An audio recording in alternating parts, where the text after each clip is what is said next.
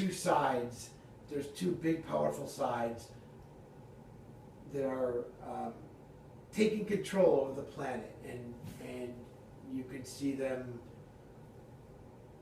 getting more powerful, and they're like dividing. I think the term would be a line in the sand, or Churchill uses the term an iron curtain, but it just means like a wall or a division between two ideas. One's communism, and one would be capitalism or democracy. So yeah, it's something that we were taught when I was a kid, but I was not born during that time. I was the next generation after that generation, what they call Generation X. Okay. Next question is kind of long, but I'm not sure if you know who Pravada is. But the question is, how did you feel about Pravada's interview with Stalin when he was responding to Churchill's Iron Curtain speech? Do you remember Stalin saying Hitler began to set war loose by announcing his racial theory, declaring that only people speaking the German language represent a fully valuable nation? Mr. Churchill begins to set war loose also by a racial theory, maintaining that only nations speaking the English language are fully valuable nations, called upon to decide the destinies of the entire world. Was it all over the news, or was it a big deal? Yeah, see, that stuff was before my time. That was my parents' time. So that's something, though, that, like, again, was a big deal for me growing up, because my parents' generation, which is called the baby boomers, I just said that before, that is the first things that they that they were taught, because they are the children of World War II. Like, they're the kids that came out of World War II, and then my generation is the next generation after that, the kids of the kids from World War II. So yes, I'm aware of it because it was a big deal, more of a big deal then because it was much more recent. So I know I wasn't born during that time, but I know about that speech, and that is mostly, I think, what I said to your answer to the last question. It's just both sides declaring that they are aware that they're the most powerful nations on earth, and both sides believing that they have the right ideology.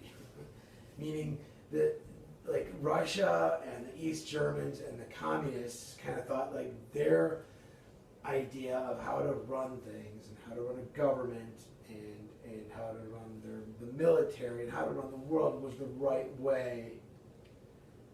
And on the other side, the Americans and the British and the French and the West Germans and Canadians, Australians, that believed that democracy and capitalism was the right way.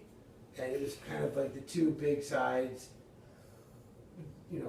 standing off, but facing off of each other, and that was the creation, and that's kind of what created the Cold War, because there was another, 40 years or so of those two sides kind of staring each other down. Okay.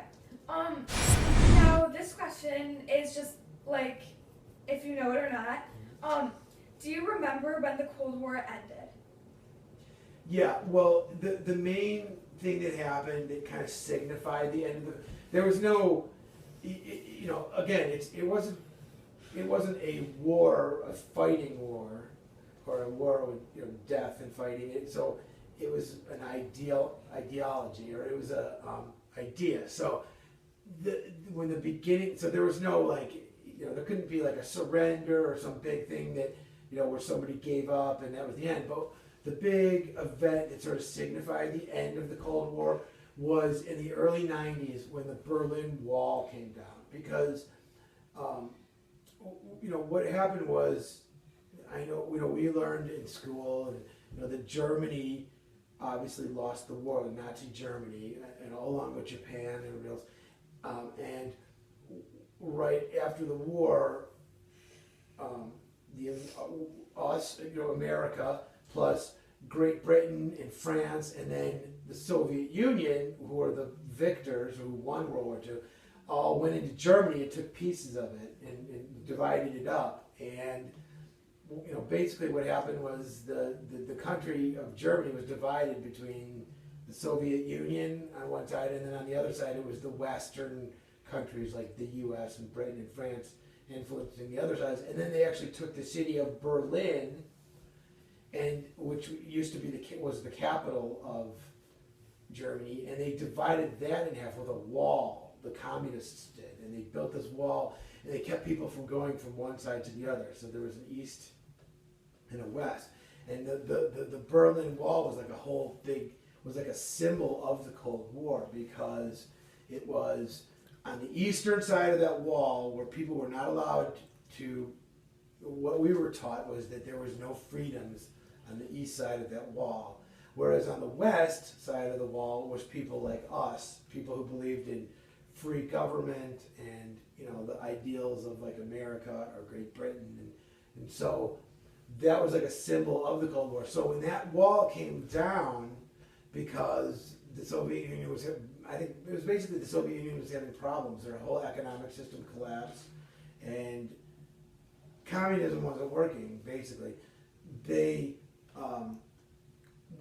wall was broken down between the two cities, and that was kind of the big symbol of the Cold War ending. And after that, the Soviet Union broke off into several different little countries, like the biggest one being Russia, I think, and sort of became allies of the U.S. And so that was really the end of the Cold War, the early 90s, when the Berlin Wall came down. Okay. So I remember you mentioning this earlier. Did you understand who the enemy was, and how is the enemy portrayed in your society? Yeah. Yes. It was very clearly. When I grew up when I was born in 1970, and so for my parents were children of World War II. So with them, when they were growing up, in the aftermath of World War II, the big enemy still in their mind was Germany, Nazi Germany, and Japan,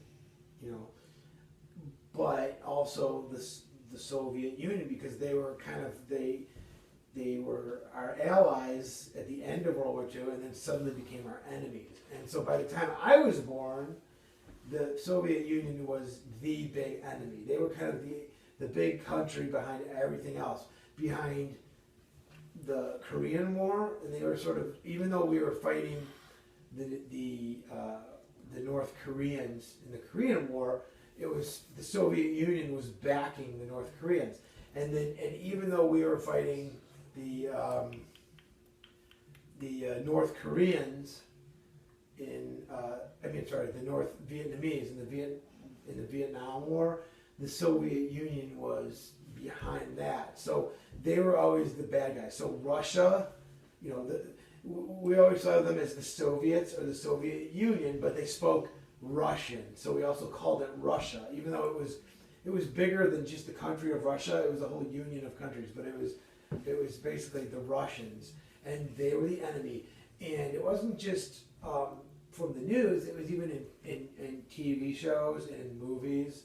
And one of the biggest movies when I was a kid in the 80s was one of the Rocky movies, Rocky 3.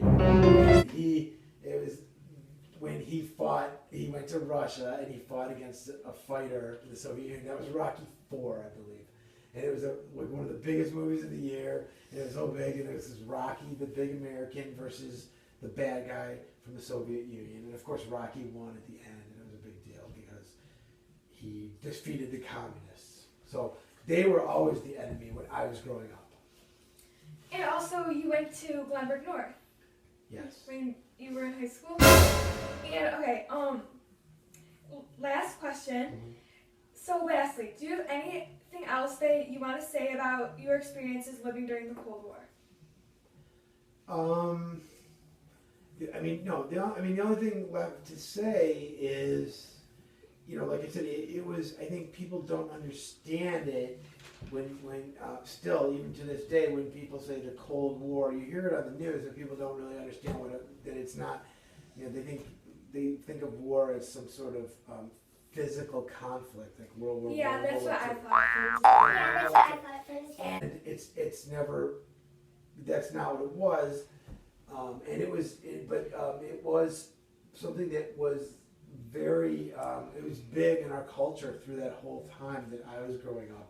And through the time of my parents, that whole time from after World War II up through the early 90s, because the Soviet Union, was, the most or the second most powerful country in the world, and we were the other most powerful country in the world. And so it was like the two biggest kids on the block, and there were fights and arguments and people not trusting each other, and that went on, for whatever it was, 40 years or 40 or 50 years actually.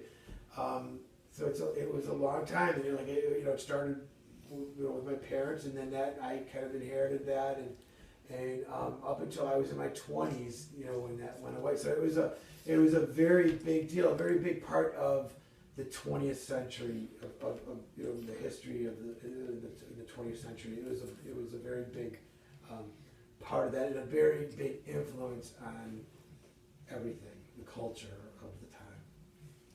Okay, well, I think that is about it. And so thank you for sharing your experiences living during the Cold War. And so that's about it. Bye. Thank you. Bye. So thank you for watching my interview with my dad.